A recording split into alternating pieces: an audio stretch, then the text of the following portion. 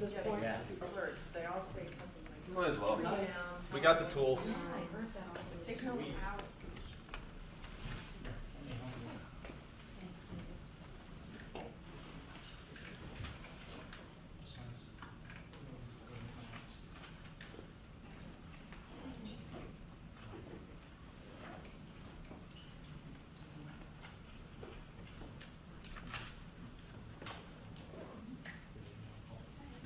Hello?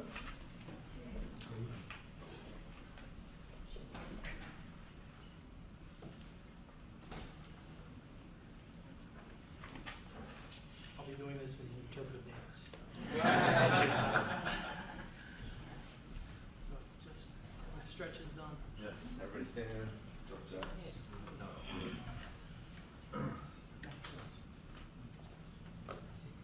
No.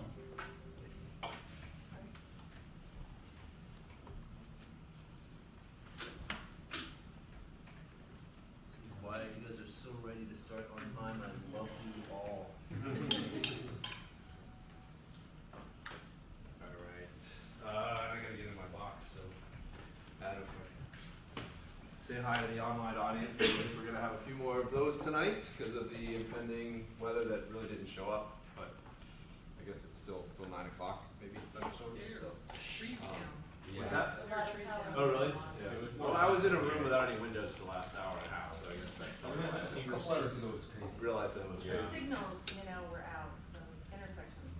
Really? So, Stores are shut down in Clarendon. No Barnes and Noble, no Stone. And you can't turn onto the Clarendon Boulevard, you have to go a little back ways to get here. Well, hopefully everybody gets out of here safely.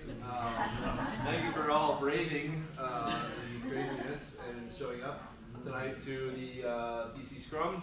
I'm Brian Schoberg, along with Andrew Jarding in the back, helping out with the live stream. So say hi to the live stream. Hello.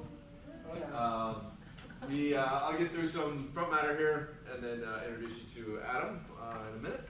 But we make sure if you haven't yet, filled out a raffle ticket for the book we're going to give out, Scrum and Kanban. And it's not in a day, but it's by Heinrich Niebuhr. It's one of the InfoQ books, really good. If you're on Twitter, you can use @DCSug or @Excelico as the Excella Twitter handle. I keep forgetting that we had our fabulous graphic design department in Excella actually put together a logo. That is it. I hope to get some stickers soon that we can all start slapping on our laptops and maybe some printed shirts. Eventually we can hand out as also little parting gifts. But look, stay tuned for that. If I keep getting half-off pizza deals, I'll have enough budget to certainly make that happen. Hopefully that'll come in maybe September, October. All right, but we're here to talk about all things lean, agile, Scrum, Kanban. Any folks that are trying to do that inside the DC Beltway or even outside the DC Beltway, we want to help you come connect, share, and learn here at ATX. This is the Arlington Tech Exchange. And looking to have Adam share some knowledge with us, some lessons learned, boots on the ground, but also for everybody here to connect with each other to help each other, go through these mentally challenging events that we sometimes find ourselves in at what we call work. I have many of them. All right, Excella, definitely want to give them let's give them a round of applause. Without them, we wouldn't have any of this pizza and the beer and this room and some of the folks that are helping to support this. So they provide the space, they provide the food and the refreshments. So without them, it'd certainly be tough to have so many of these. In the community, I think for a time there, I was probably at a meetup every single night. No longer do it to that extent, but we definitely have a large presence in the community here. If you're looking to do from DevOps to user experience to Agile, more Agile stuff, continuous delivery, there's a ton of meetups out there, more technical in nature. Tech Talk DC also meets here. I think we started to host some of the user experience workshops, even data analytics stuff is coming online. So a lot of that type of work where there's some great meetups for that, business analysis. Hey Letitia. There's another big area that we have plenty of meetups for that. But if if you're interested in connecting that, go to meetup.com and start searching for some whatever your interest may be. You'll probably find a place to get more free pizza and drinks. Upcoming, we've got Eric Linderman. He is a neuroscientist, also deep in the psychology side of things. I'll invite you to go look up more information on that, but how we can apply these things in our Agile adoptions. So that looks to be a good talk. We'll have that as a live stream as well, but that's July 17th here in the ATX. Got to at least pimp our training for Excella. That's what they're paying all this money for free food. Is they at least want to let you know that they've got some cool training that happens on a regular recurring basis. So if you're looking to get certified Scrum Master, certified Product Owner, we've got ones that go a little deeper into the business analysis side of things. Still you get your CSPO, but it goes into more of the risk prioritization type techniques, more kind of boots on the ground type usage of different product owner skills and business analysts that are supporting that. Those are our public courses that happen on a monthly basis. If you are interested, and I can't say this enough, but if you're having trouble getting a working, tested piece of software product out the door every iteration, more than likely you've got technical practices that probably need some shaping up, and you can get that through Certified Scrum Developer. That is typically a private course. It'll be done catered to whatever language, Java and C++, and the other ones I think we're trying to bring online. But I can't recommend that enough. If you're riding around in technical debt code, or you're not able to achieve your velocity sprint after sprint after sprint, and you're just feeling like you're kind of like mired in like this mud, it's probably you've got a lot of technical debt, and that usually comes at the expense of not having good technical practices. So go take that course, but then also make sure you have somebody after the fact that can maybe coach a little bit of that, but please don't send them to that, and then go see the light of the awesomeness, and then come right back to an environment that is just high stress, and they can't adopt any of those practices. And I'll get off my soapbox on development. But you do get a group discount, DC SUG, if you apply that in any of our trainings here. Some of the other trainings that we've got coming online, user story workshops, who writes user stories? Got quite a few of you. Learn good user story formatting, good acceptance criteria, but also how to split stories. And I think they even have you bring in some of your raw material of like, what would I do in this case? Here's my story, and how to split that. If you're interested in getting Kanban certified in July, we've got that training course happening again. I think that happened in April, maybe. But if you're looking to use your existing system, but try to get it more lean, go ahead and throw Kanban on it and slowly work through until you can get a fast flowing system. And that's kind of the way Kanban works. Who's taking coaching Agile teams? Lisa? Oh, it's here. And Andrew? He's gonna take it. I've taken it. Can't say enough about it. One of the most transformative workshops I've ever taken. Applies whether you're a Scrum Master, project manager, developer, I don't care who you are, you could go to this course and learn something that you're going to be apply somewhere in all aspects of your life. So yeah, I can't promote that enough. That's coming in September. Sign up soon. I know they've already got it online at Agile Coaching Institute, and that will probably fill up in the next month or so. So encourage other people that might be Scrum Masters or people in even leadership positions to go to that. And Excella is always hiring. We're looking for great people. We keep winning more work, so we need more people. And any of those positions, either if you know somebody or are that somebody looking for a new challenge and new thing in life and want to make a big impact inside of the DC Beltway, look to our careers website and you can find out more information on those. We don't put people on planes.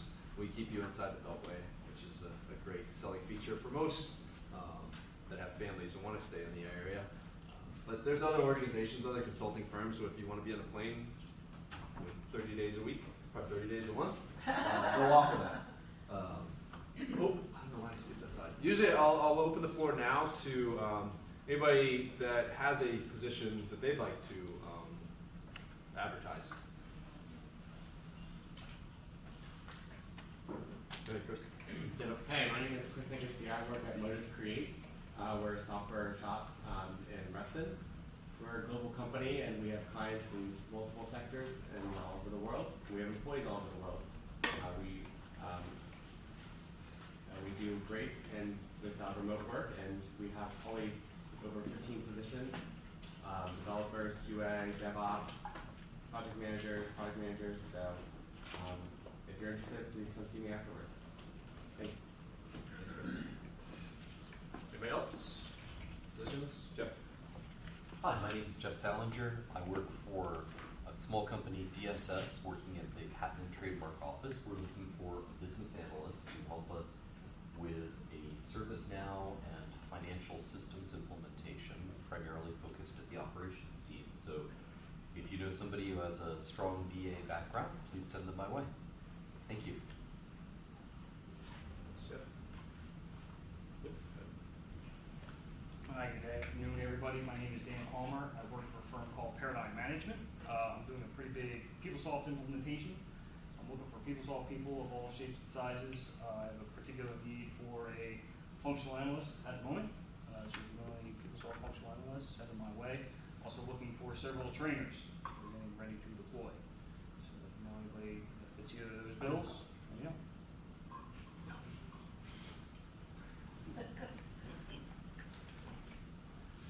Anybody else?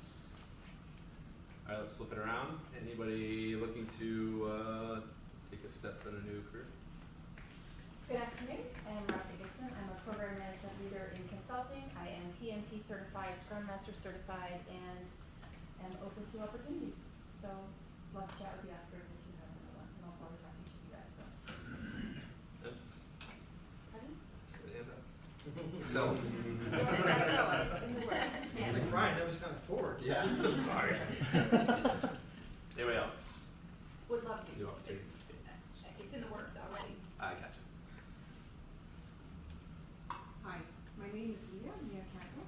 I've done business analyst work and I've done QA also. And I just took an Oracle Financial class and I'm getting ready to get certified in Oracle Financial.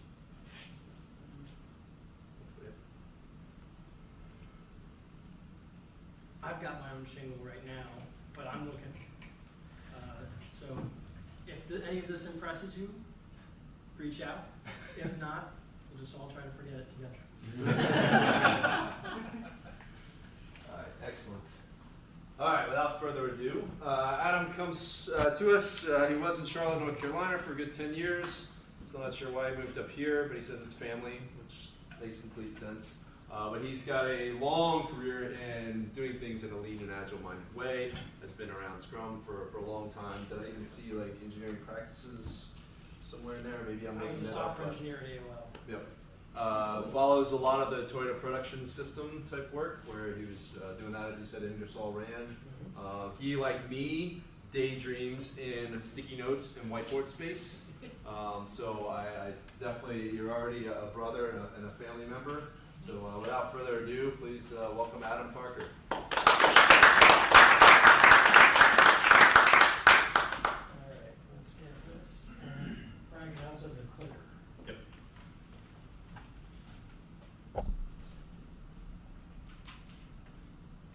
Okay. Andrew, we good on volume? You're good. Okay. So, Brian already told you a little bit about me, but I'll try to keep it brief because I'll probably end up telling a lot of stories. I actually am not a huge fan of PowerPoint. So I have slides, so you have something to take away with you afterward. Normally I do a lot of drawing when I facilitate or present, but I gotta find the space, and there's only so much wall space in here for me to take my notes. As I said, former software engineer at AOL. If any of you had AOL and you had the ding, and then you had the little blue bar that ran across your screen, I was the blue bar. That was my first job at AOL. I was the guy who did the blue bar, and then I went on to do source code management with CBS and Subversion and Visual Source Safe. Anybody remembers that? And tries to forget it. I went to business school, which is what took me to North Carolina. I worked in consulting at North Highland, and when I was there, I worked at Lowe's home improvement for about 18 months, and then I ended up Ingersoll Rand. I did a lot of different stuff at Ingersoll Rand. I was a scrum master, I was a product owner, I was a supplier manager negotiating contracts with Oracle and Foods and stuff. And then I got moved into this group that was going to try to deploy Lean. So Ingersoll Rand, if you don't know it, it's got a lot of different things it does. It's an old kind of holding company that's centralized while I was there. They do things like club car golf carts, train air conditioners, kryptonite bike locks. There's a whole bunch of stuff. So they were deploying Lean on the manufacturing side. They're trying to bring in the office side. So I was one of 3 people in IT. It's a 1,000-person IT organization. 3 people that were taken to the operational excellence team and trained on Lean. And then I went around teaching the IT teams how to introduce Lean practices to better perform. So I really came from Agile and then Lean. And as I'm going through the Lean training, I'm thinking this kind of makes sense to me. And then I moved up here for family, as he said, and I was at Fannie Mae for a while. So the idea for this presentation came about, I was in my CSM training certification in Charlotte. Years after I learned it, I just wanted to get my certification. And I ended up talking to the trainer about, oh, this reminds me, I remember all this Lean stuff I've been doing. He said, Adam, you really should come and talk to the group about Lean. So I gave a very similar version of this presentation in the Charlotte Scrum community about a year ago. And ironically, as I was telling Andrew and Brian before, it snowed the day I presented in North Carolina. It was January, and it was North Carolina snow, so it wasn't a lot, but it was enough to reduce the attendance. So I feel like Mother Nature is trying to keep me from sharing all this great knowledge with everybody. So I ended up going to Southern Fried Agile, which is a conference down in Charlotte. I don't know if any of you have been. And the closing speaker, and forgive me, I've forgotten his name in the moment. The closing speaker talked about we need to learn a lot from our our Lean cousins. And I'm sitting there looking at the guy across the room who was my certification trainer, going, "Hey, you told me about this." So I put this together. Here's a couple things that we're not going to talk about tonight. So I want to clarify this, and if you're really disappointed, maybe we'll get there. I'm not going to talk about Kanban. I'm going to reference Kanban a little bit, but I know that there was a presentation back in February that talked a lot about Kanban, and I don't want to repeat that. So I hope you're not disappointed by that. The other clarification I want to make is that when I talk about Lean, I'm not talking about Lean Six Sigma, and I'm not talking about Lean Startup. And so just put Lean Startup to the side. The reason I don't talk about Lean Six Sigma, because Lean that I'm going to talk about is the Lean Six Sigma, but I think not everybody needs the Six Sigma heavyweight statistical stuff to gain any value out of that. And I think when you're trying to deploy this, train people, coach them, that part, people who aren't mathematically inclined, get scared off by that. And there's still a lot of value there. So that's going to be how I approach tonight. Any questions so far? All right. So I've already set the table a little bit. We're going to do a little bit more. I'm going to talk about, just kind of give even a shorter version of my regular hour-long class on Intro to Lean, which tends to run actually 2 hours with all the questions. I'm going to give you a bit of that. Then I think I'd like to talk, because we're a smaller group, try to talk about what you all see as valuable in Agile and try to connect it into Lean. And then if we have time, I hope we will, I'm going to cover a couple of Lean tools that I think really apply to what we're doing here. So that's the setup. And this is one of my favorite quotes. Plans are nothing, planning is everything, by Dwight D. Eisenhower. So that applies to a lot of the work we do. It also applies to this presentation. So I have an idea in mind of where we're going to go. But if we change course, if you've got questions, feel free to throw them at me. And if you're online, throw both hands up. I probably can't see you. But ask the questions on YouTube and we'll try to get back to them maybe. Okay, I saw in one of the last presentations, I think it was Patty, kind of went through the Agile Manifesto and circled what kind of we were touching on. So I'll do the same. I'm not going to read it, but importance of people. right, over processes. I think that's true in Lean, and we'll talk about that. And responding to change, just like the quote, right? Plans are great, planning is great, but sometimes you just gotta throw them out and ad lib, and focus on where you're trying to go. 12 principles of Agile software. So value in the eyes of the customer, which we'll talk a lot about tonight, number 1. Number 5, build projects around motivated individuals. I'm not going to get a lot into the concept of servant leadership, but that's really part of what Toyota production system is about, right? It's valuing people, letting people who are on the ground figure it out and get out of their way and empower them. Number 8, the part about number 8 I like is that we're talking about sustainability of processes, right? Too often we create something and then don't sustain it. And then finally, at regular intervals, we reflect and make changes.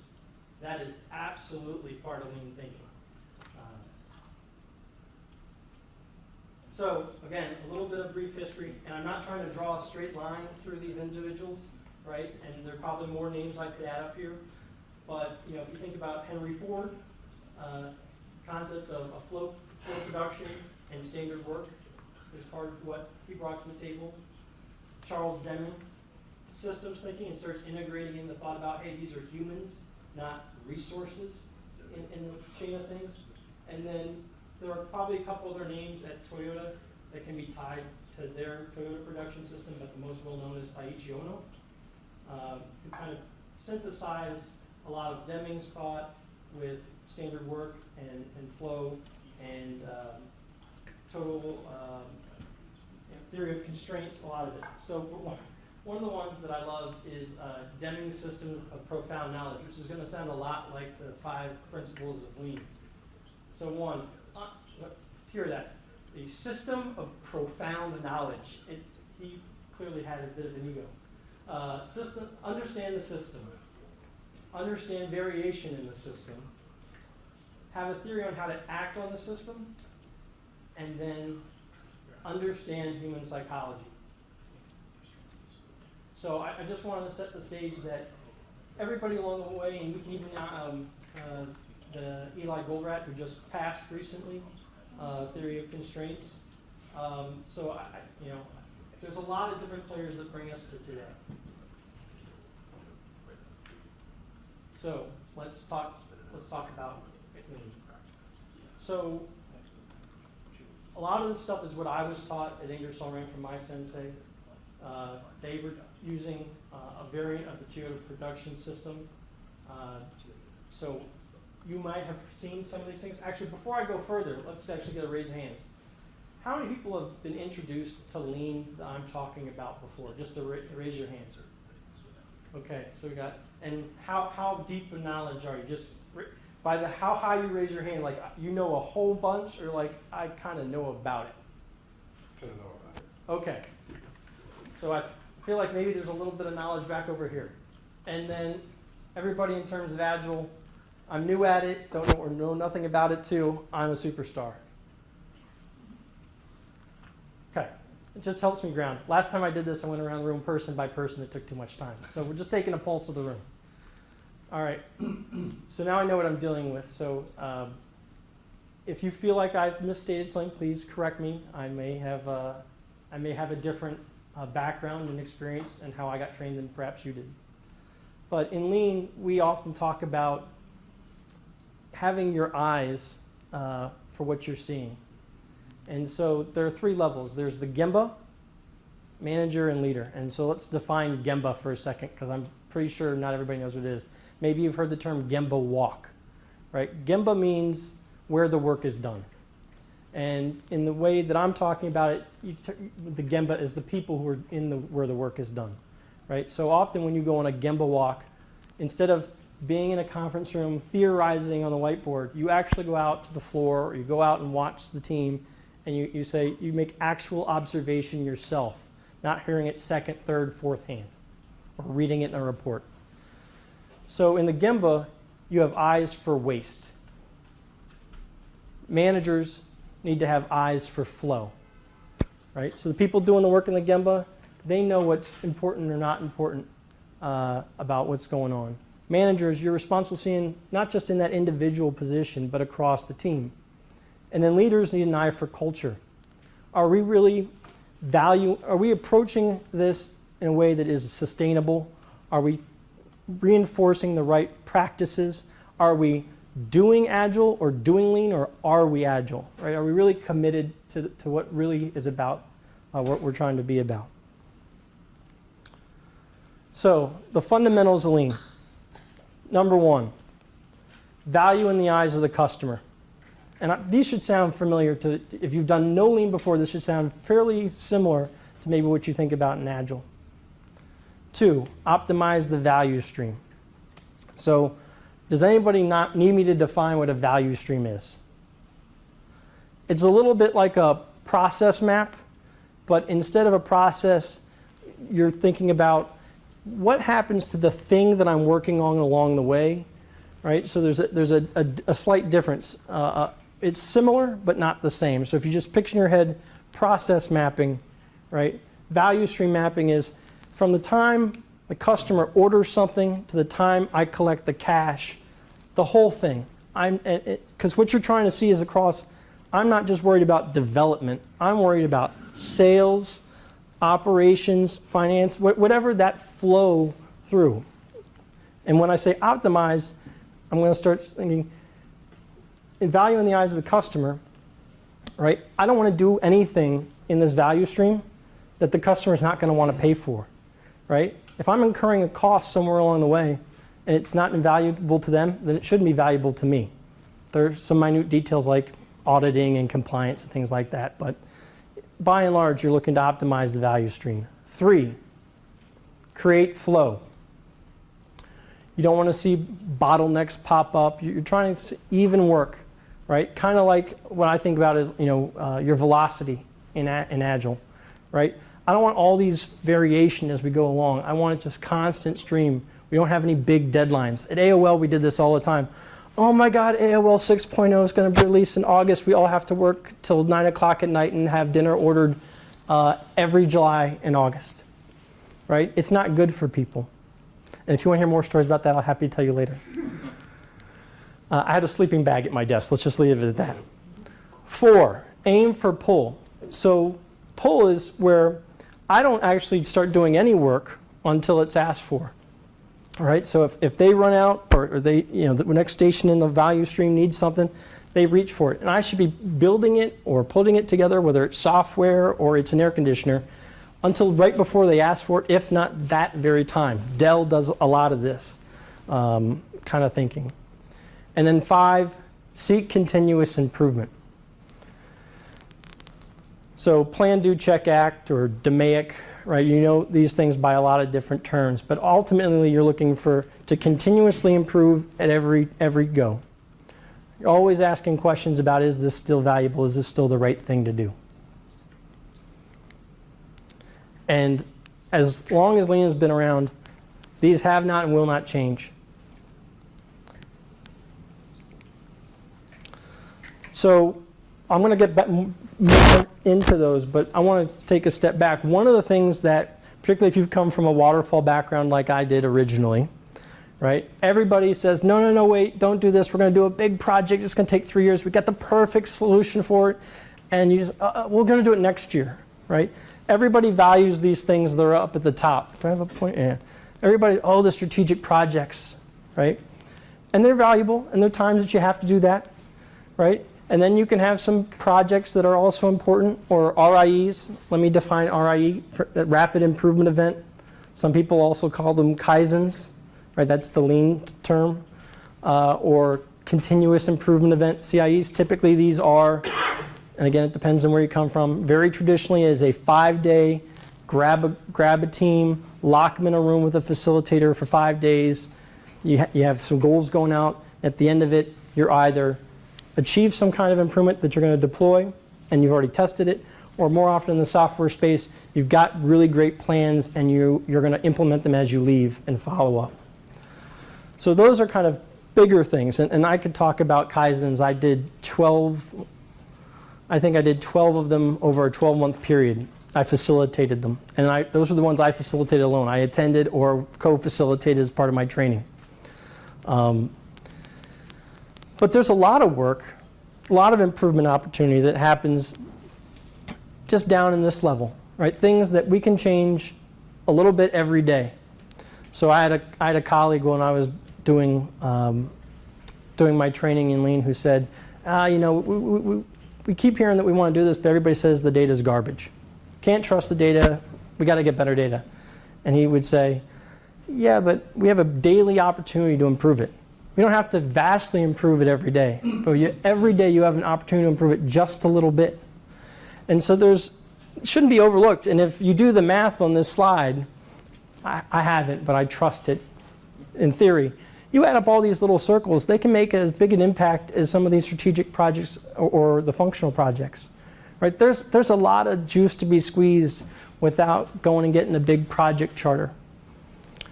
And we talk about MDI. Maybe I should be writing these down. Right? We said Gemba.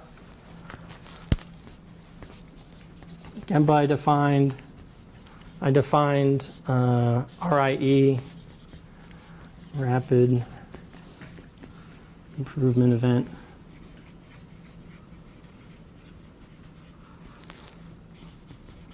I promise my handwriting is normally better, but we got a clock. And then MDI. Good facilitator. I should change my colors as I go. Managing little to daily improvement.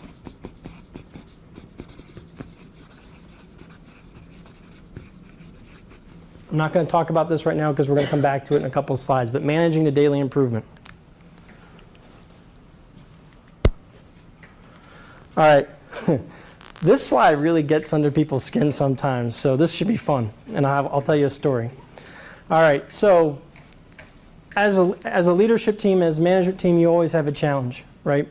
Traditional management, spend 40% of my time on my daily operations. I spend 60% of my time firefighting. That sounds awesome. I would even argue that, and this is Adam's term, all right? I would actually argue that I don't even think 60% of that time is really fighting fires. You're fighting ghosts.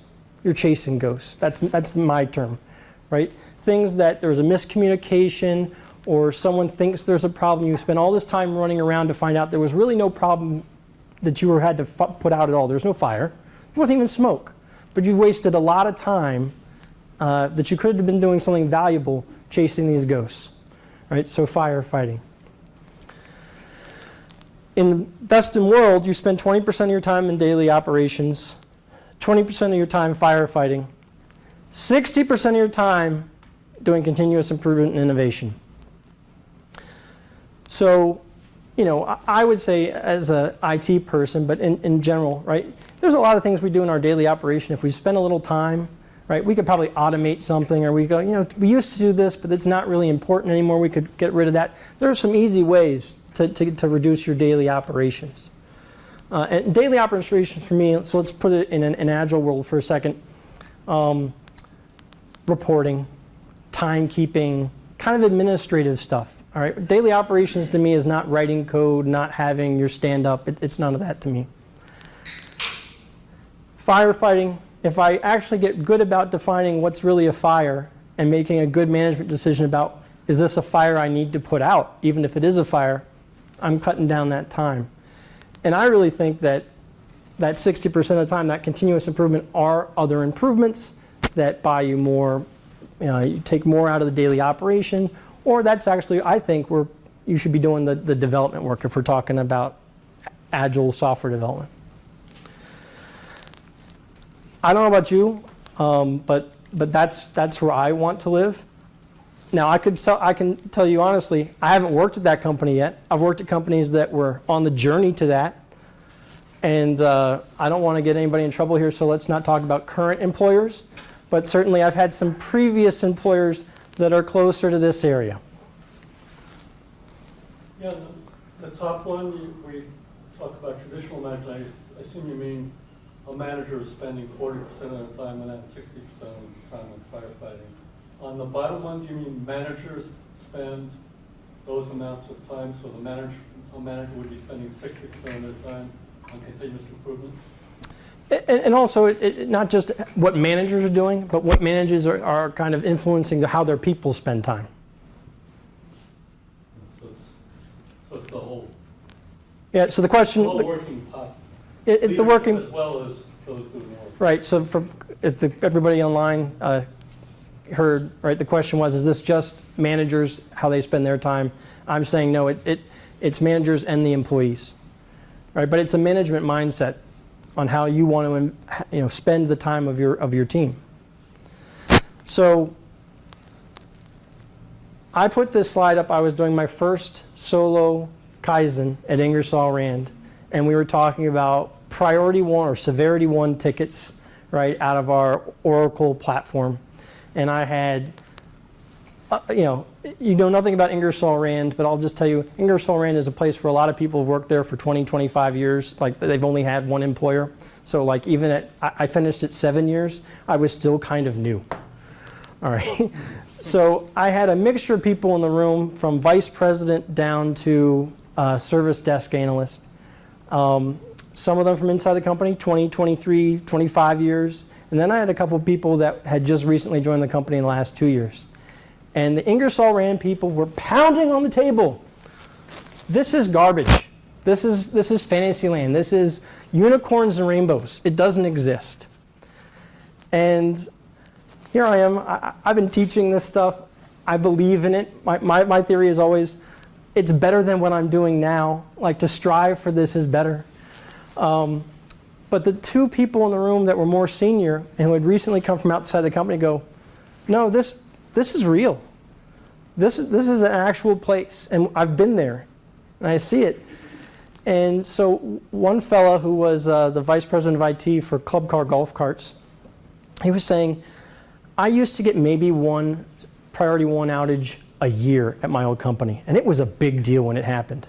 He's like, I can't go out on a weekend and get through my backswing on the golf course without my beeper going off, or my phone, sorry, beeper, that's dating myself, right? Can't get through my backswing.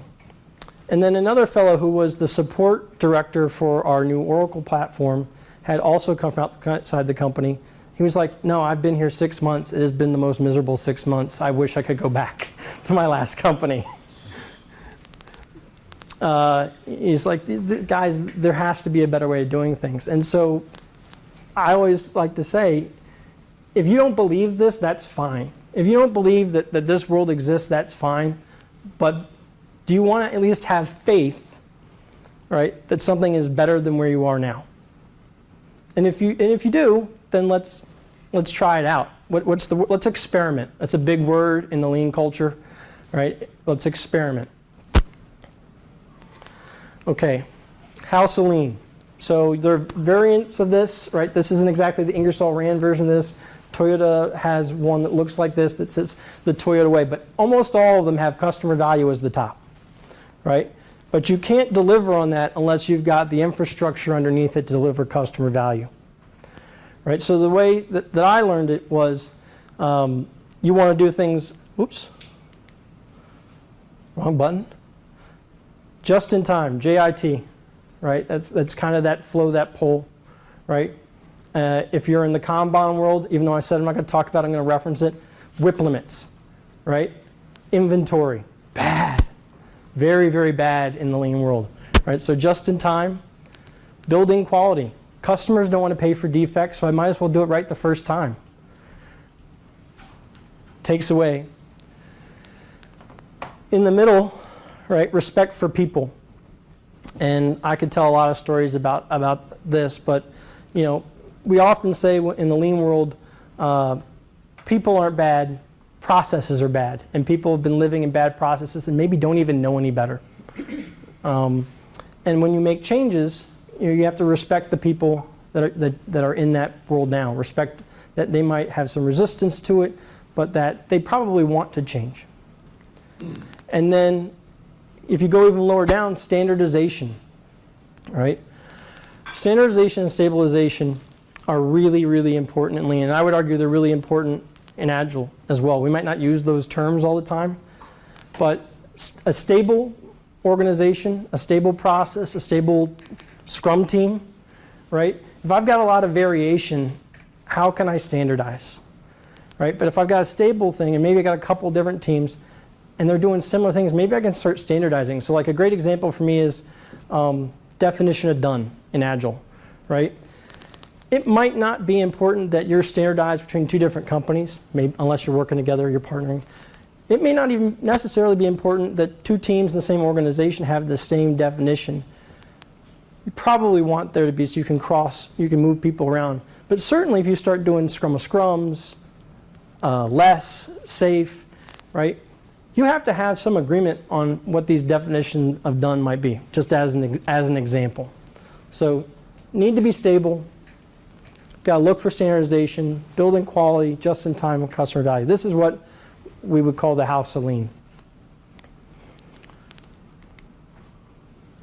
Okay, so this is where we get into stabilization and continuous improvement. So on the left is probably something that doesn't surprise anybody about, one of these loops where we PDCA or DMAIC, right? Defining normal. It's going to be on my last slide. I got a couple things on my last slide where I'm trying to reinforce. Defining normal is one of the most important things you can do. If you can't define normal, then how do you know what's abnormal, right? How do I know what to react to, right? So defining what your velocity is in an Agile team, right, is defining normal to me. Developing and following standard work. All right, so I'm going to come back to standard work. It's one of the tools I really want to talk about. And I will tell you, as a quote-unquote former creative software engineer, the first time I heard standard work, I was like, ew, that sounds like documentation. Bear with me. I'm just telling you my gut response to it at first. I'm now a big believer in standard work. And I hope we get to that part in the conversation here tonight, because I think standard work is hugely important. Developing and following standard work. So I can develop it and put it in a drawer. It ain't worth anything. All right. Making the process visual. Oh, thank you. Making the process visual. Right. So and exposing abnormalities. Right. So that's what you're doing with Kanban. Managing to tact. All right. This is one that I hesitate to even put out there. But so tact. Does anyone know what tact is? Not the TACIT. TACI. I think I got that right. So tact time is much more of a production, manufacturing type of term. I would argue can make an analogy into Agile. So tact, I think historically is in a conductor, right, in a music.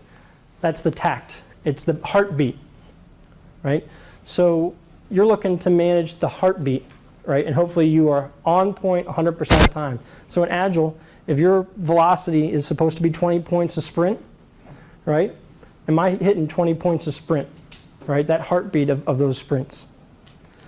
And then continuous improvement. So always being open to, at the end of every sprint or the end of every release, taking the time to look back and go, what worked, what didn't work, what changes do we want to implement and experiment with, and go from there. And again, I'm going to hit on this experiment. You have to be willing to fail. I forgot to mention earlier, I was an intern at Red Hat during my business school years, and it was like written everywhere. Fail fast, fail often. That was one of the first times I had heard that. That was like 2006, right? It's okay to fail. It's okay to make a change that doesn't work, because you revert back. You revert back to whatever you knew you were doing last time. You understand it. At the end of the day, you should have learned something. You learned not to touch the hot stove, whatever it is. So that's when you're doing transformation. This other graph, bear with me. So MDI pops up again, managing daily improvement. Right. So this is what you'd be saying. All right, think about this like a burn down or something. Not a direct analogy, but my target is 100%, let's say. Or let's say my story points I'm trying to hit are 20. And at each heartbeat, I'm hitting 20, 20, 20. All right, I'm stable, right? I'm hitting it. maybe I allow for some variation. I don't need to chase every variation, right? So I have some upper and lower bounds, right, that I'm willing to allow. 21, 19, 20, 21, 21. All right, I can live with it. But if I start going 15, 25, I'm just oscillating all over the place, or I'm consistently hitting below, I need to start problem solving. Like, what are we doing wrong? And let's fight back to where we want to be. Right? So you're an unstable process, bottom of the house of lean. Now, if you're chugging along fine and your customer goes, I want more, your product's like, I think we can do more, or the developers go, we got this, we're hitting 20 all the time, let's go for 25 story points, right? Is there something you can do? Is there a Kaizen, a process improvement we can do that help us, right? So maybe you go to your list of impediments and you go, we can knock that out, or we can automate this. There's a way for us to increase our bandwidth. So when you're doing MDI, right, and I want to, you're managing improvement. The daily part is not always so important to me, right? In Agile, we've got stand-ups, right? In Lean, there's generally a board walk, right? So you got, maybe you Kanban boards or communication boards or some other type of board, and you're hitting those at least once a day in Lean. Sometimes you're hitting them once a shift, right? And that's true even with service desk staff and IT. You know, you're going around. But someone said, well, Adam, we don't do this every day. All right, manage the weekly improvement, right? As long as you're coming back and are we hitting what we're supposed to be hitting? Manage the monthly improvement. Manage the annual improvement, probably not, that's too long. You do reporting. How long did it take us to put together this month's report? Was it 8 hours or 6 hours? Question. Yeah, just, do you have any examples from, maybe from your time at Ingersoll, of how was managing daily improvement implemented? How was that made to happen? So again, I could tell you stories about manufacturing floor, but I don't think that's as valuable. Well, in ways that would apply to. So, all right, I'll give you an example, right? So I'll put it in the context of a Kanban, all right? Maybe that'll be a good context for the group, right? You have a board, something you're managing the team on, right? Like you do at your stand-up, your daily stand-up. Sometimes you might, if a leader attends, right? You don't change anything you're doing in that daily check-in because there's a senior leader there. Oftentimes, teams in the lean world, you rotate daily who's presenting back to the team, right? You're asking questions. Hey, Sandeep, we had a ticket that went, past the 5-day SLA. Do we know why that happened? Oh, that's that failure in the process that we're about to go into a Kaizen next week for, right? Or we've got an activity planned in the next sprint to buy down that kind of technical debt. That would be an example. I can see the wheels turning. I'm not quite sure what you meant by it, but I'll think about it. Okay. We'll come back to it. Does anybody else have a similar question? Maybe if I hear it a different way. What's his question? So, you want to share? What, I couldn't- Your original question was? Yeah, just I wanted to get a better idea of some examples from his experience at Ingersoll about how management would implement, or teams would implement, Managing managing the daily improvement. improvement. Just there's some examples of it.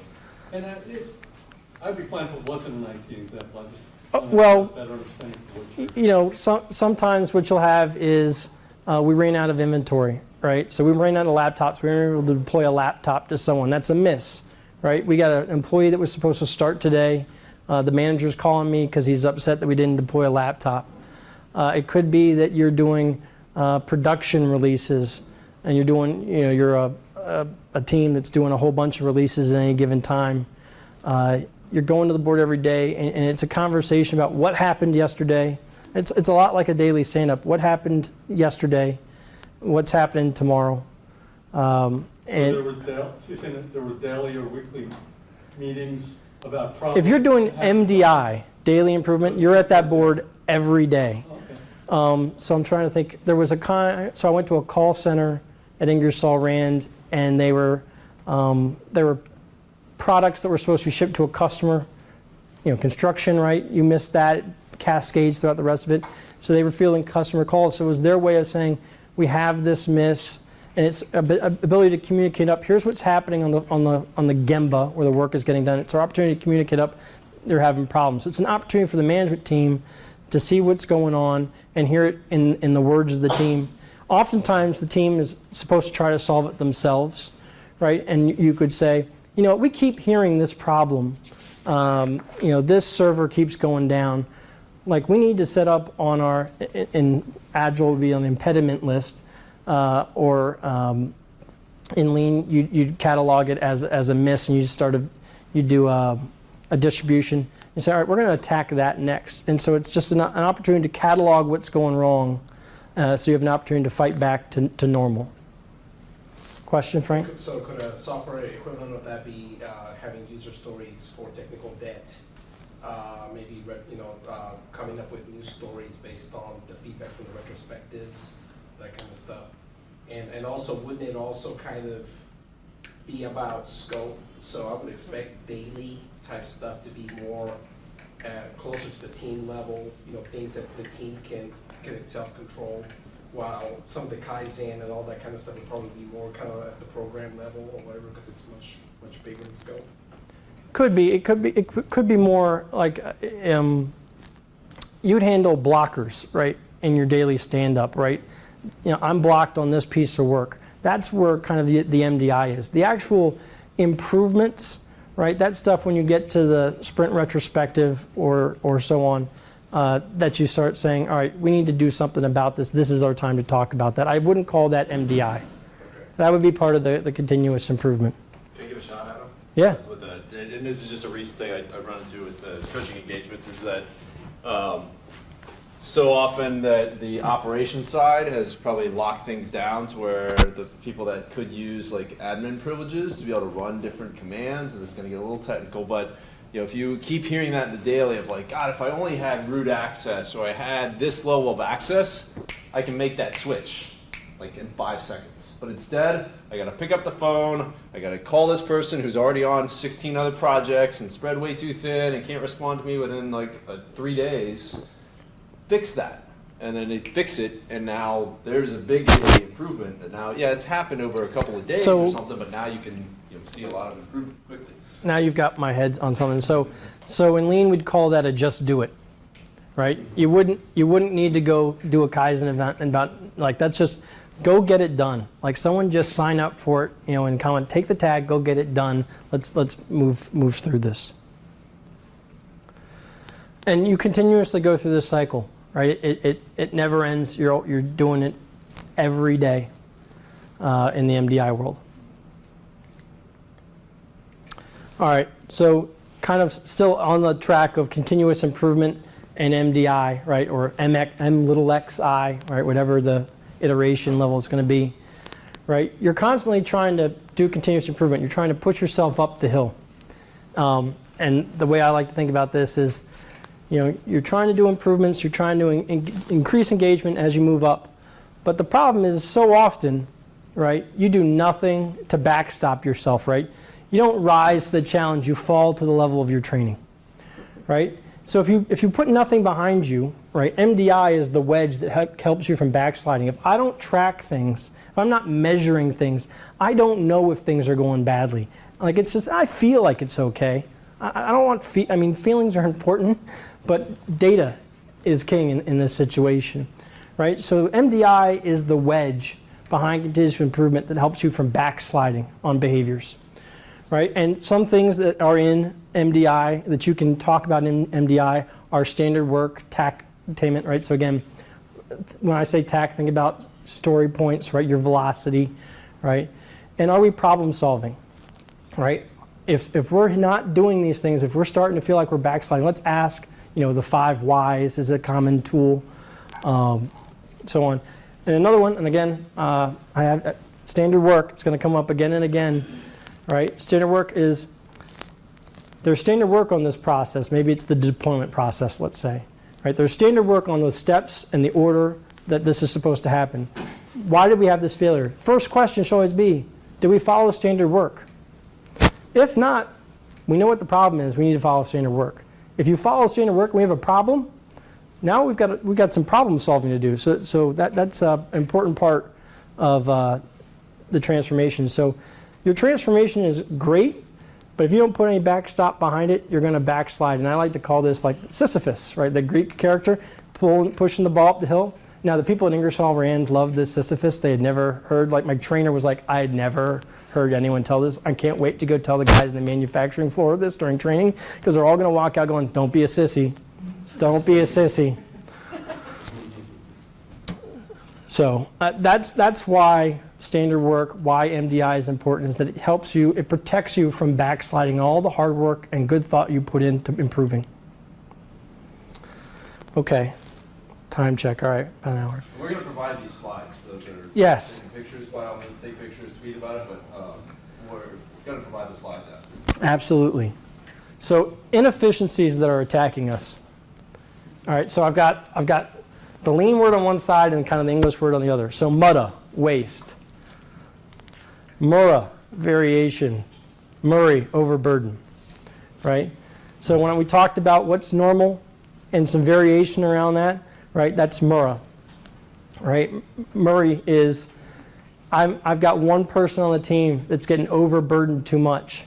Those are all important. We could spend time talking about management techniques for that, but the one that I really want to focus on today is mutta, waste, right? Waste, removing waste is stuff that's not valuable to the customer, so therefore I'm doing something that I can't collect back in the cost, right?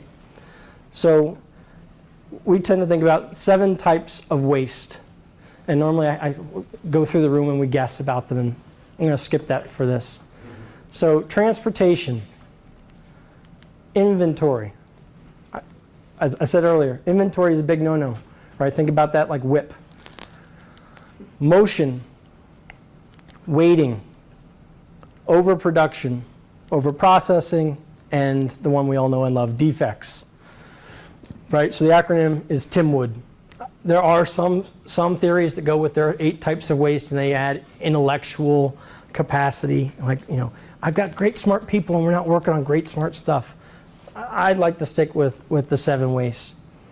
I'd love to talk more about this, but I want to keep pace. But does anybody have any questions about why these would be considered waste? All right, and on the next slide that you can look at, me and my coworkers a long time ago put together some examples of waste, because we're always getting questions about, well, what's waste in the IT space? So it could be copying files. It could be, you know, you've got stuff dispersed all over SharePoint. You've got too many steps in your process. The chartering approval in the PMO takes so long, but things just sit there. Oh, the one story I wanted to tell. We got time for it. So I was doing some training. We called them process improvement workshops. They weren't quite, they were like baby Kaizens. You bring the team in. You kind of actually take, so kind of like the developer class, Brian, that you're talking about, bring in your own problem, let's kind of look at it. So we brought in the IT asset management team, the people that do all the purchasing of the laptops and the software. And they were having this problem with purchase orders taking too long to create and get approved. And so we did a Gemba walk. You know, I taught them all these steps about what's waste, respect for people. So when you're doing a Gemba walk, or sorry, you're doing a waste walk, a waste walk, right? You're supposed to say, oh, I can't believe you're doing that. You know, this is how they do their work. You're supposed to respect them. So the director of the team, like the whole team is around this one person on the team that does the purchase orders. And there was another, like we broke up into different teams. And, you know, she was going into Oracle, creating the requisition, copying the file of the email that got sent over to ask for it into one place in our hard drive. And then she was taking the copy and putting it up on SharePoint, you know, because that was the process. And then she had been around a while, so she always liked to cover herself. So she would print one out and she'd walk to the printer, right? And then she'd walk back and she'd put that paper file in a drawer. And so the director of the team has got Post-it notes up his arm like plates on a server at a restaurant. And so we go back to the room, we do some value stream mapping, right? So we actually get them to put the process visually on paper. And we start taking all these notes and putting them on this process. And they're like, oh my God, I can't believe she's printing it out. Or, no, we should buy her a printer and put it at her desk. What we found out was that creating the purchase order from time of requisition, like the request to the requisition to approval, was like 5 days. But you want to know what the longest part was? The original person that asked for the PO to get created, they had to hit approve in Oracle. And it usually sat in their email inbox for 3 days. So we could try to remove all this waste, right? Getting her a printer, trying to tell her to stop doing what she's doing, what makes her comfortable, right? So waste is bad, right? We want to remove waste, but don't go chasing every little piece of waste. It's what waste is driving the process. And so the solution there was not to do any of these big changes for her. It was to say, hey, let's send email's terrible. Pick up a phone. Pick up a phone. Have better coaching. Hey, the reason you're not getting your purchase order in time, the reason your software is late so your project can't start, and now you're in front of the executive committee trying to explain why you're missing dates, just do something simple. So that was a process improvement. So while chasing waste is important, some waste you can live with. Like, you can get to it. And one of the things that I don't think we can talk about, what we may be able to talk about today, is that you don't go touch something once. And typically in Lean, if you're doing big value streams, I mean cross-company, big things, you hit that process 5 times, like once a year, right? And each time you're taking stuff out. I mean, people would typically say, or the studies would say, 90 to 95% of your process is waste. Now, you can't take it all out at once. But another Lean phrase that you're throwing around is, if I don't know exactly what my improvement's going to be, I'm always trying to half the bad, double the good. That should be my rule of thumb on approaching that. Do I have a question over here? All right, I thought I saw a hand. No, it's the coat rack behind you. It has like fingers on it and everything. So that's kind of my rapid fire introduction to Lean. There's a lot more there. So I'll tell you that there's a Lean Agile thought out there. The first article I found about it, and I was reading it recently, kind of preparing for this, and I'd heard about it, was Mary Poppendike and her husband Tom. She wrote an article in 2001 suggesting the parallels there. I'll be honest, when I thought of this topic a year ago, I had no idea, but I wanted to at least give credit that there were people out there. This is not Adam's big brainstorm, right? There are other people out there with that thought and a book that goes along with it. So this is the part where I kind of would like to ask the group,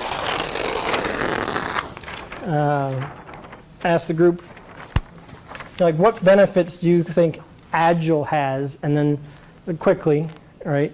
And then maybe we can tie that to things we've already talked about in Lean. So don't be shy, just benefits to Agile. One of the benefits to me in the theory is retrospectives, which is one of the 12, of the last Okay. 12. But in reality, in my experience with lots of different companies, the actual implementation of it is basically it's not done. It's Lip service? what's that? Lip service? Yeah. Okay.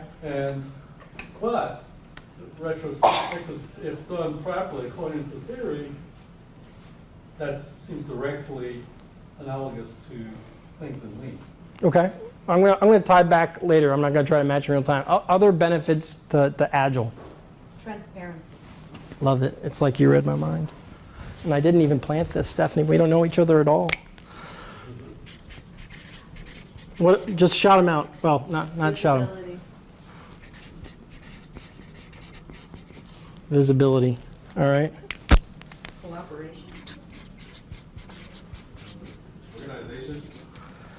So collaboration. Cadence.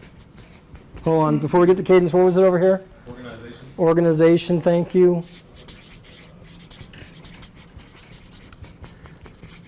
Cadence. Cadence. Anything else? It doesn't have to be an exhaustive list. Team morale. What does cadence mean?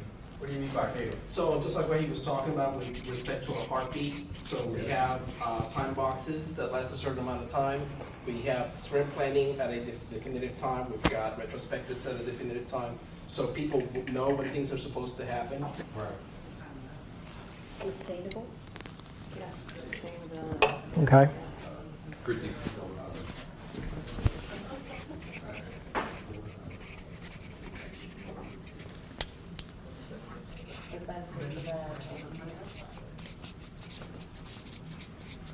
Sorry.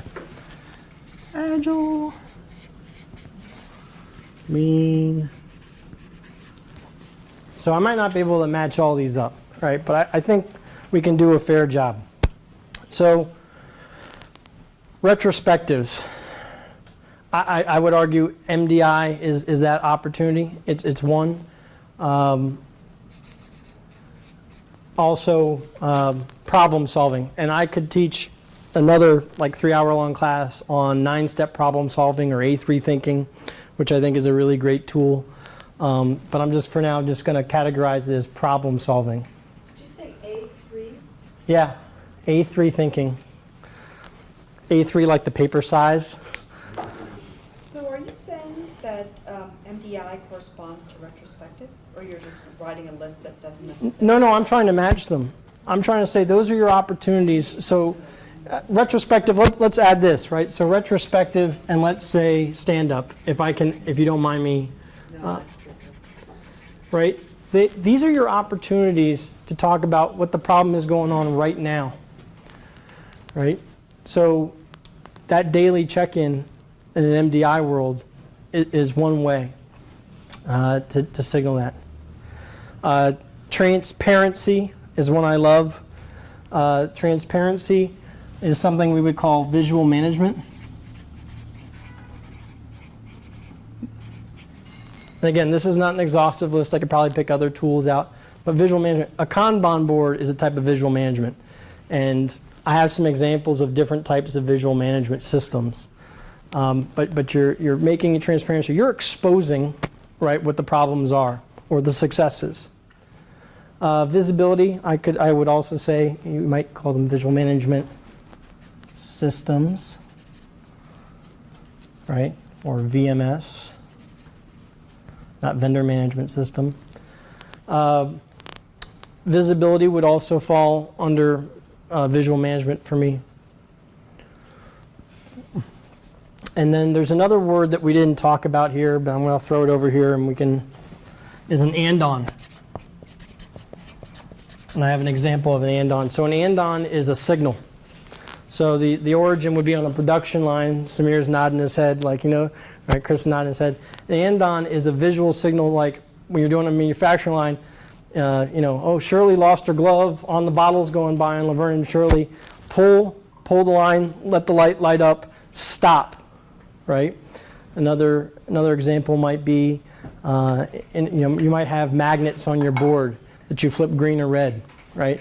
Big and lean, there's no yellow, right? It's either it's green or it's red, and red doesn't always mean bad. Red might mean there's a deviation from the plan, or I need help. Can mean a couple different things, but green, let's not talk about greens. They're going great. Let's not cover how great we are in those things. So an and-on would be another part of visibility.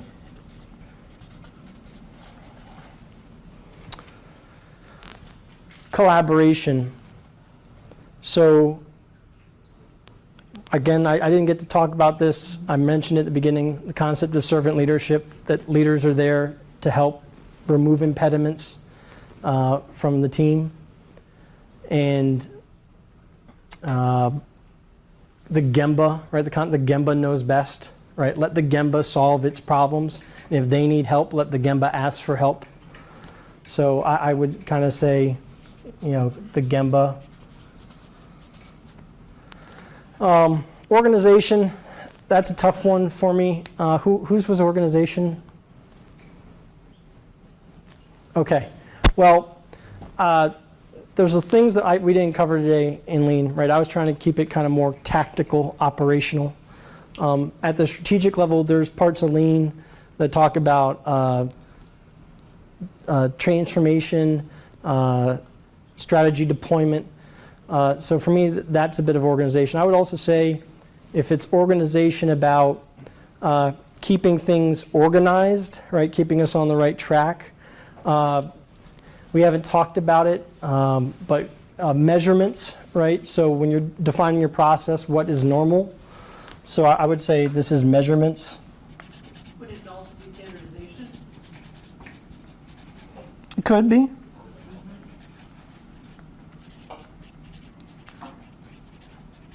Documenting the work. Documenting the work. Sure. It's like, it takes a lot of organization. Uh-huh. I'd offer that outside the confines of the sprint, Agile is not terrific at organization. I think that you need to, that's something else that the product owner and or the project manager have to provide on the side or in addition. It depends on the... Certainly because if you're saying that, okay, what's the goal? Working software. Well, where's the organization there? Well, you're going to pick a framework, you might pick Kanban, which is pretty organized. So I guess you do have to pick some kind of Within the context of the work framework. being done, sure, but as far as, like, I think organizations, if it all that encompasses documentation, it's not there unless it's defined as a work product. Your backlog is organization. If you think of it, and if it's prioritized, then you have the highest value work at the top and the lower. Entirely agree, I get that, but again, you try to tell anybody what you've got other than showing them the software. I don't know that Agile provides that. So I think that, there's a disconnect maybe because Agile applies to all phases of a project, right? Not just the production phase. So if you are building a project the right way, you still have to have a set of requirements, right? And I don't care whether they're shall statements or user stories. How do you govern the work to build that? Right. How do you govern the work to build your project management plan, which in our large enough project you probably want to have? How do you govern the work to build your systems engineering plan? You can use Agile for all of that, which has your organization, your documentation to it. But unless you do all of that, and unless you've gone through the exercise of understanding exactly what you have to build, you cannot do the rest of Agile. So if your Agile is not providing you the background organizing material, I think it's the best what Sure. you're getting at. If your Agile is not providing you, you're doing Agile wrong. Because you can't do Agile right. I can't estimate my work. I can't identify the work I need to do. I may not have an idea totally of what the key management system I'm building, ultimately looks like, but I know I need a key management system. And so I think that Agile, if done right, provides a comparable level of organization and structure as the way you've been describing it. Yeah, it depends what you mean by organization. It could be at the team level, or you're talking about organization like this, right? So there's some variation here. So I agree. It's a valid point. We can answer it a couple different ways. The only thing about organization at a very operational level, and a tool I would like to talk about, but I'm not sure we're going to have time, is 5S. All right, so it's going to be in the slides. It's about everything having its place, purpose of organizing your work. Cadence, we talked about TAC, right, or knowing normal, if you want to say, normal versus abnormal.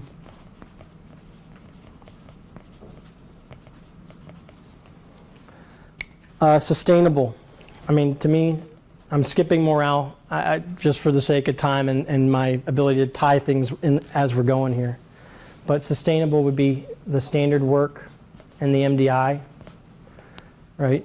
That you're protecting yourself, you're defining what standards you're going to follow. And then predictable kind of ties in, right? If we're all following the same standard work, if we all know we all agree what the process looks like because we mapped it out, we visualized it, we have an opportunity to be predictable about what we're doing.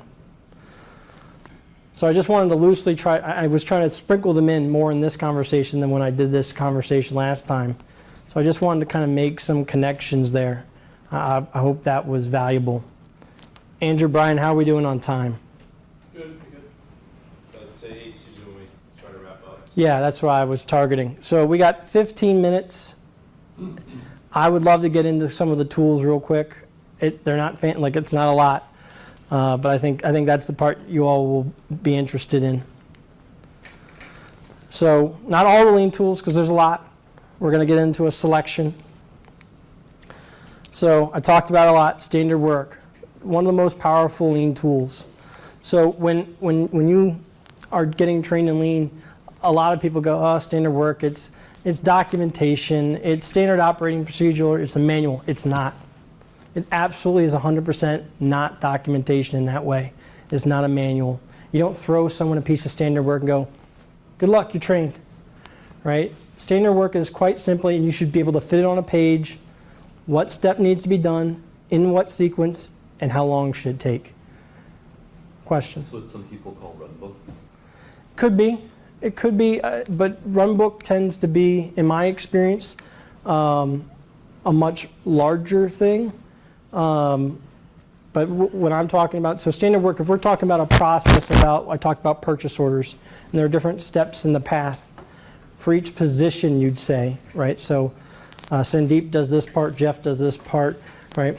Dan, you do this part. We're going to have standard work for each one of those positions, right? And that's so that, maybe we're doing the same type of work all along the way. Everybody knows why I'm doing the next step.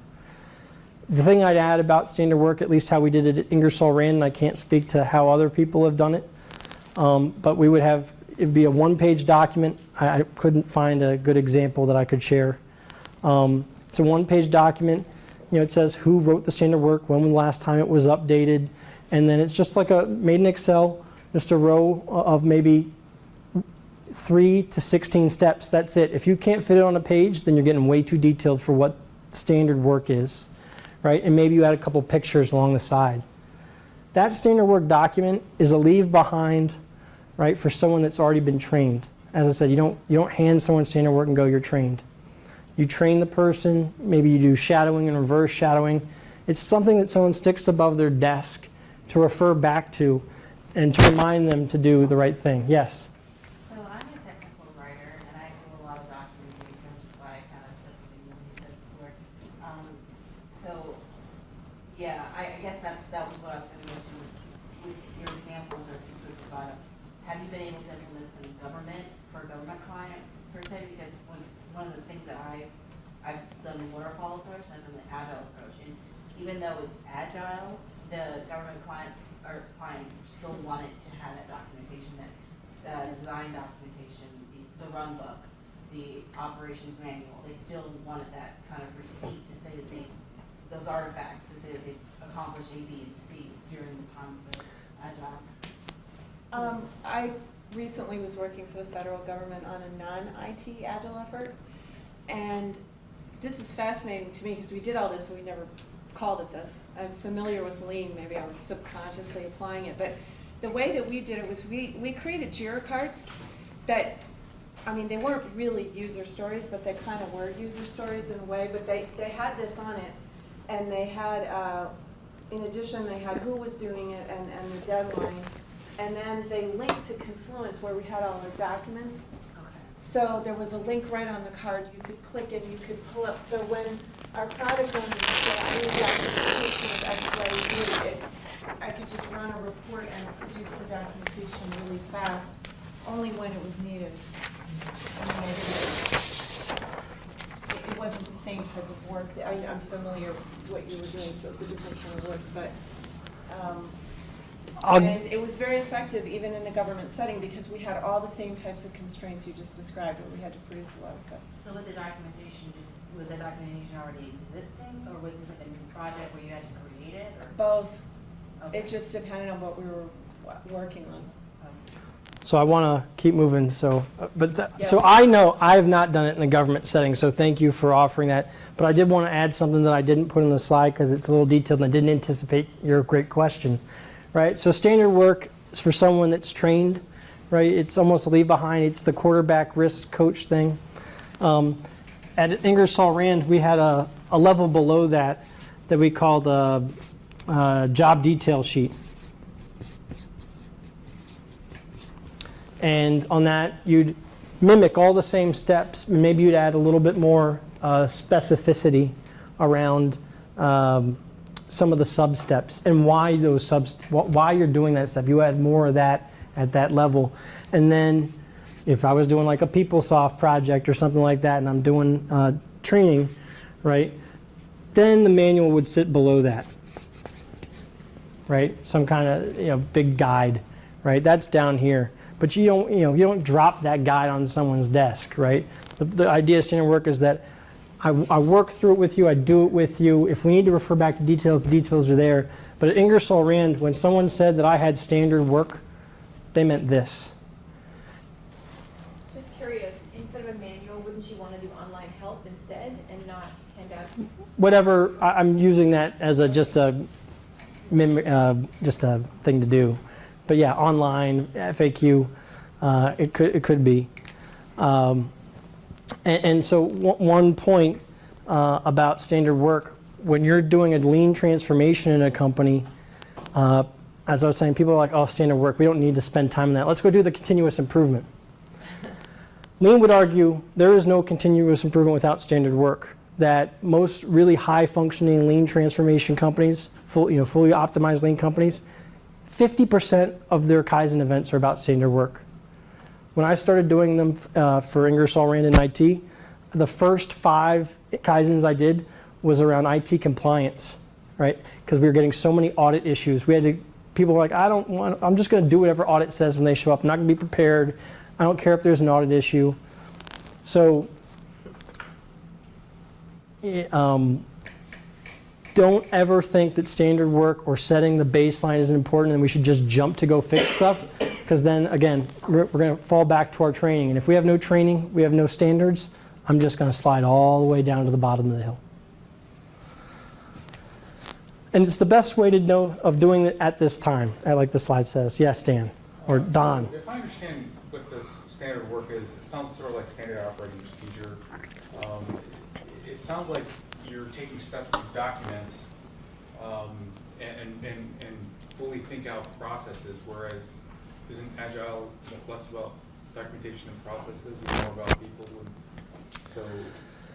But I would say that, at least in my experience, standard operating procedure is kind of a more lengthy thing, right? The standard work isn't always just for the person doing the work. It's also to be able to communicate to others, this is why this step takes me so long, right? It's about communicating, and it's about, sometimes you can, if I think back to the first slide, eyes for waste, eyes for flow, eyes for culture, right? There might be an opportunity to say, the standard work for this part of the job and then gets handed off to the next person. The second person is just getting hammered with work, right? They're the bottleneck. I can start moving some tasks around between the standard work. So in my experience, the standard work, the standard operating procedures I've seen is a lot more dense. It might be these two things put together plus some more. And you're really trying to keep it really thin and for someone that's already been trained. Documentation's fantastic if it's minimal. You want to have all the documentation necessary to get things happening correctly, but no more. I think where documentation goes off the rail and becomes waste is when people are doing more documentation than is necessary. One of the things that I thought was really interesting is the idea of intended as a guide for people who've already been trained. Sometimes people will have documentation where they'll say, well, first thing you need to do is log in the system. What if they don't know how to log in the system? Mm-hmm. What if they don't have a password? So then the documentation becomes, 4-inch thick manuals for your network operations center. It's a complete waste. But in the manifesto, documentation's not bad. It's not what you want to spend your more time on if you have to. Could be entries in a wiki. Right. Yeah, and things that you would want to, you got to do it in this browser, right? So I'm going to keep it short, but like if you're doing it on a manufacturing line, you got to turn this nut 90 degrees or to this level of torque, right? But I don't care whether you use your left hand or your right hand, right? So when I was talking about the woman that was printing stuff out and putting it in a drawer, right? If those are steps that make her comfortable and doesn't meaningfully throw off the rest, I don't need to include that in standard work. And it's not, the standard work is not meant to represent, particularly in timing, not supposed to represent the best person who can do this. This is what we expect of our average team member to do this, right? I'm not trying to make everybody expert. I'm trying to make everybody competent. So we're getting close on time. Like I said, standard work can sound really boring. It can be really important. It's one of the most powerful tools in Lean. All right, I'm going to tease you for a couple more minutes on this stuff, and then we'll wrap it up. Visual management, we hadn't really talked about it much. I told you I wasn't going to talk about Kanban, but a Kanban board, right? Kanban in a Lean term has nothing to do with a board per se. It's actually little tags or tokens that you go to get more supplies for the line. That was the Kanban, the token, but you had to check them in at a board. So now in software development, Kanban is known as the board, so it's kind of funny for those of us that have lived in the Lean world. So Kanban is one type of visual management, right? It's an opportunity, as we said, it's transparency and visualizing, exposes problems, abnormalities. If you don't measure things, they don't get done. And if you measure them and you don't put them up somewhere so that everybody's accountable, you can hide these things, right? You're supposed to love your failures in Lean, right? Not repeat them, but say, this is where we suck and we want to get better. And so if I broadcast it and I say, I know we've missed this SLA. I had a team in Ingersoll ran into this. They missed their SLA every month for 12 months. But they were digging themselves out of a very bad hole with a service provider. And they were just saying, we'll be honest with you, we're not where we should be. We're working on it. We're getting better, but we're not to green yet. It prioritizes the work, right? Visual management tools. And it's not art, right? If it doesn't get used, if you're not staying there, I had a picture that I was going to use. It was people actually, I caught them in the hallway. They were standing at their board and I took a picture of it. If you're not using it, then it's worthless and you shouldn't update it. It's waste. Maybe it was a good idea at the time. It didn't take. Don't stick to it forever. So the one on the right is a communication board. This is one from Ingersoll Rand that I was in charge of. So this was an opportunity to communicate where we were doing against our goals and some of the major programs. So our strategy, where we wanted to be for the year, 3-year plan was over here. The meat of the board was about how certain financials, productivity, these were some major programs, right? And up on the right, I wrote, this is what innovation I had. People just assumed the board didn't change, so I had to start writing in different colors that it was changing. And these are andons, right? So these were little magnets that are red and green. That way, if someone could walk by, right, they could easily see what was on and what was off. So this service level example, where they were missing it for months, this was this one here. They weren't proud of it, but they were honest about it. It made them feel accountable. Oh, and it's not meant to be the fanciest thing, right? Multinational $billion revenue company, our title of enterprise IT is paper I printed out and cut out and taped to the top. It didn't start like this. This was the last board I did there. It went through 18 variations over 12 months, right? You iterate to get it right, and you keep improving on it. I'm going to skip 5S because I think we're kind of capped out at the hour, but 5S is a really interesting thing. It's about the importance of organization, right? Getting rid of things you don't need that are cluttering the environment, organizing it, creating, again, standards and sustaining. And this can have a lot of benefits if you do it. We had at Ingersoll Rand 5S Friday. It's your opportunity to go do your 5S'ing so people would clean their desks and rearrange files. Here was a really great example. So this is when I was getting trained, right, as a Lean coach. I was at a manufacturing site. This was their supply closet, so the two pictures are the same thing. Like the soda machines are out here outside the picture.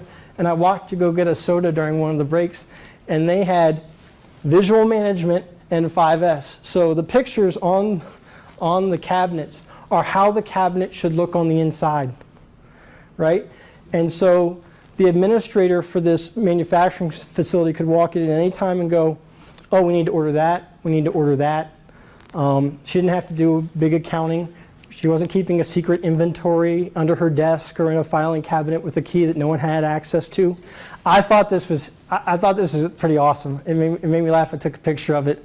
And then down here is a red tag area. Red tagging is part of 5Sing where you go, I don't need this anymore. Let's move it off to the red tag area. Every once in a while, on a regular basis, we're going to go to the red tag area. Do we need this? Otherwise, let's chuck it, recycle it, sell it, whatever it is. I thought this was one of the best ones I've ever seen.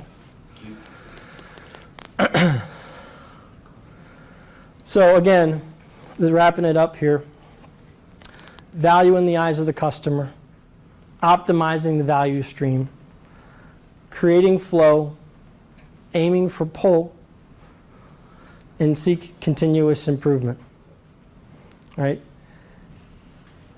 And in summary, these are the things I really wanted to try to hit on today. I hope I hit on these. We've got a lot of parallels. The eyes, that's a great way when you're talking about lean, what people should be looking for. Normal versus abnormal, it's huge. Stabilization, then improvement. The 7 ways, and then standard work. And there's a little quote. There can be no sustained continuous improvement without it. So that's the end of what I had prepared. Sorry I had to rush through, but we told so many good stories up at the front end of it. So any questions before we wrap up? I hope questions, thoughts. You don't like my shirt? Did I say too much? Whatever. So there are many scaling agile techniques these days in IT. So are there any scaling lean techniques in manufacturing? I don't know. There are. Usually, we didn't have time to talk about it today. Like I said, there's a whole strategy deployment. So how do we decide what's important as a company and cascading from each level of management down? That planning process is called Hoshin Kanri. A lot of these companies, so Ingersoll Rand called it the business operating system, right? That's kind of how, it was the website where all the standard work was posted, the outcome of all the Kaizen events, right? That we would live by that. And if it wasn't, if the latest template for standard work was up there, if that changed, we didn't all have to change. But the next time you touch standard work, you had to go through that. So Danaher is a big lean organization. They have a Danaher business system. Toyota's is the Toyota production system, or what do they call it? It's the Toyota business system, and Toyota production is part of that. Different companies call it different things. There are ways that you would do it to scale so that you're not just worrying about that team. You're trying to get standard templates, communicating up how many events we did. That's a maturity level. How many people are coaches, right? So there's, you should have 3% of your total workforce being coaches. Things like that. So there's ways to scale in lean and track, measuring and monitoring. Was there any feel for look back when Ingersoll was, or when you were trying to do this with IT groups? Was there looking back to see what's working well and what isn't with trying to implement lean for IT? Sure, and I mean, I haven't been there in almost 2 years. In IT, we were 18 months into our journey. The company at large was at certain points of it, right? So not everybody went lean all at the same time. They took pockets, right? We called it going inch wide or mile deep, and they chose to go mile deep in things rather than hit everybody at the surface level. I think, in my experience, takeaways was the standard work. People poo-pooed standard work and wanted to get to the really cool improvement events. And they couldn't understand why we're doing so many events around, or can we do it in less than 5 days? Can we do an improvement event in less than 5 days? So, can we do it remotely? So we experimented with shorter improvement events. So the big OpEx team that did the lean transformation, I could only call something a Kaizen if it was 4.5 to 5 days. So I started doing CIEs, continuous improvement events. So it was the same idea, but I had to use a different term. We did some virtual events. Some were less successful than others. We had regular in-person events where we got everybody together. Takeaway was people go, oh yeah, I'm going to show up for the event, and then their boss would call them out of the event consistently during the Kaizen.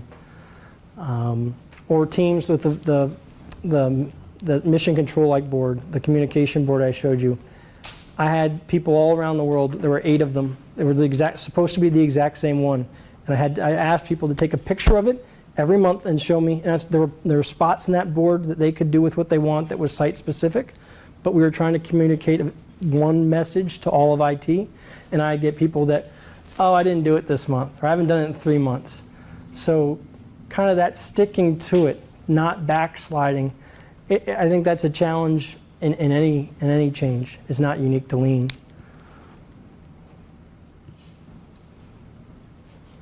Any other questions? Please, Adam will stick around for a little bit. Yep. Myself, Andrew, and others will be around, but let's all give Adam a round of applause.